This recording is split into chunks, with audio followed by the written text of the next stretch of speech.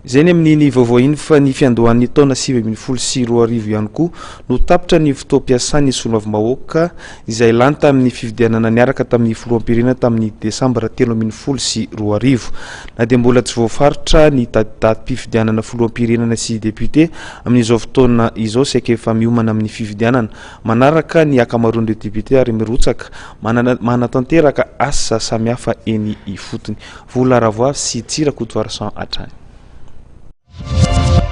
Nitondra tantsoroka ho fanampiana ny mponina amin'ny fanamboaran-dalana amin'ny refy 2 kilometatra sasany mampitoy ny fokotany Mermandroso amin'ny renivohitry Imeritsiatosika ny solomavambahoaka an'Arivony Mamo Rodin Rakotomanjato lalana izay asy-panamboarana ankehitriny ka atao rarivato.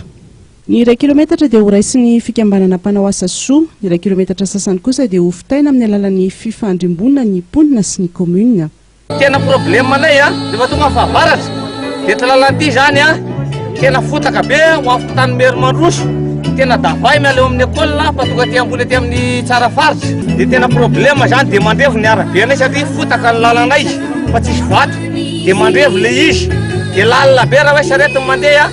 tena davay fa tonga aty Imeritsiatosika. Anamevanana ny anjara didin'ny mponina amin'ny fititsimba hetra nanolotra lelavola hividanana vato milaza ny andray anjara amin'ny famporisiany ireo mpitondra sarety misa zato manao ny fitanterana ny fitaovana ampiasainy ety an-toerana ny député Rakotomanjato Rodin. Tsy maintsy mamerina tamberina ny vahoaka na tiako na tsy tiany fa tsy natao kiramanao any vady aman-janako ma député fanasoavako ny vahoaka nametraka teo amin'ny toerana zany mahatonga manao ny asa sosialy rehetrarehetra zay tombo amiko tsisy odiansa tsisy nefa tonga dia raiky raha tonga ny karamo zay le izy ka eto angamerana izana ianao rehefa nilatsako fidiana dia politika zany tsisy olona tsy manao politika zany manao politika tsika se manao nytolalany manao politika ao ny tonana vahoaka maintso ahatra ny andro atahoana fa tianana tsara zay le leadership mahafinaritra ny leadership angamera na afinaritra tianana tanana tsara vahoaka tsy tiany fotaka andao iasa izy maka vilia izy mandry vary izy maka mitoto vary izy maka kitay rehefa mitambatra eo vity zavatra tikatra tiavako ny tanindrazako ny latsarako député nareo nametraka